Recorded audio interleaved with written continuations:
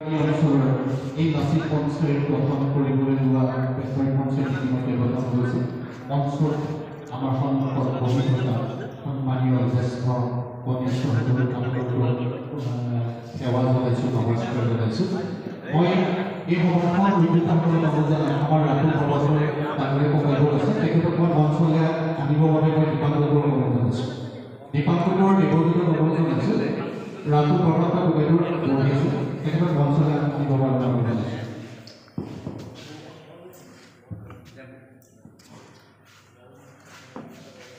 আমাৰ মাজত আজি উপস্থিত আছে সমাজকৰ্মী তথা লাচিত পঞ্চায়তৰ এজন সমাজ সচেতন ব্যক্তি ৰাতুল বৰপাত্ৰ গোহাঁই ককাইদেউ। তেখেতক পোনপ্ৰথমে আমি আমাৰ মঞ্চলৈ নিমন্ত্ৰণ জনাইছোঁ আৰু এখন গ্ৰহণ কৰিবলৈ দিছোঁ। আমি দাদাজনী ক্ষমাবাদ বিচাৰিছোঁ। দাদাৰ জ্যেষ্ঠ অভিযুক্ত সন্মানীয় ব্যক্তি তেখেতে তলত বহি আছে, আমি আগত বহি আছোঁ কনিষ্ঠ হিচাপে।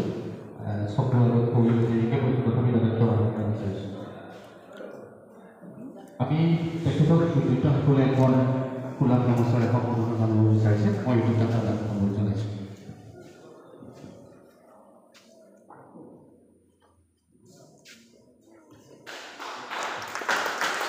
আমাৰ মাজত আছে উদ্যোক্তাসকলে আগতে চিনাকি কৰি দিছিলে।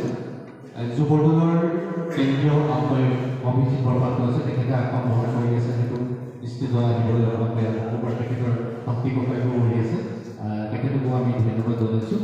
বিশেষ কিবা ক'বলগীয়া আছে বুলি মই নাভাবোঁ।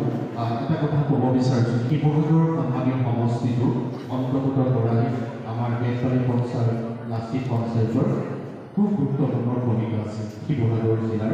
যিটো আমি শিৱসাগৰ সন্মানীয় সমষ্টিটো আমাৰ সমুদায়কে আমাৰ জনতা অখিল গগৈ ডাঙৰীয়াক একো ভোটত জয় কৰি বিজয় কৰি কাৰিকৰৰ মুক্ত কৰি আনিছে। শিৱসাগৰৰ যথেষ্ট ভূমিকা গুৰুত্বপূৰ্ণ। কিন্তু মিটিংখন অকণমান আগৰ মিটিংখন আমি নাপালোঁহি, কিবা কাৰণত থকা দেৰি হ'ল।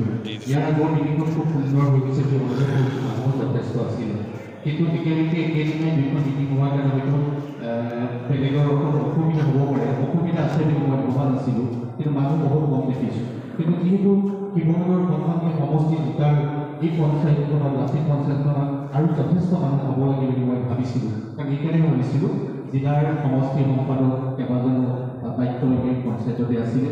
আৰু বিশেষকৈ এই পঞ্চায়তটো শিৱসাগৰ যেতিয়া ইলেকশ্যনৰ টাইমত আমাৰ খুব বৰমাৰ ককাইদেউ শিৱসাগৰ সমষ্টি সভাপতি যিটো যদি ককাইদেউ আমাৰ বাগেন ককাইদেউ আমাৰ এই দেৱজিতাই বহুত কষ্ট দিয়া কৰিছিল এই পঞ্চায়তকেইটাৰ কাৰণে। গতিকে মই ভাবিছোঁ এতিয়াও কিছু অসুবিধাৰ বাবে ইয়াত আহিব পৰা নাই। অনাগতৰ দিনত এই কমিটিখনত পূৰ্ণ সহযোগিতা কৰিব বুলি মই আশা ৰাখিছোঁ।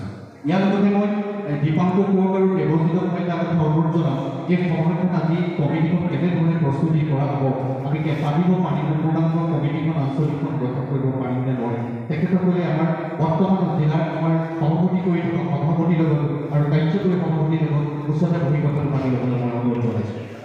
আচলতে পাতি ল'বলৈ মই অনুৰোধ জনাইছোঁ। কাৰণ আমাৰ জিলাৰ সমিতি, সমষ্টি সমিতি, কেন্দ্ৰীয় সমিতি আমাৰ সভাপতিসকলে মই সভাত উপস্থিত বেছি দেখিছোঁ।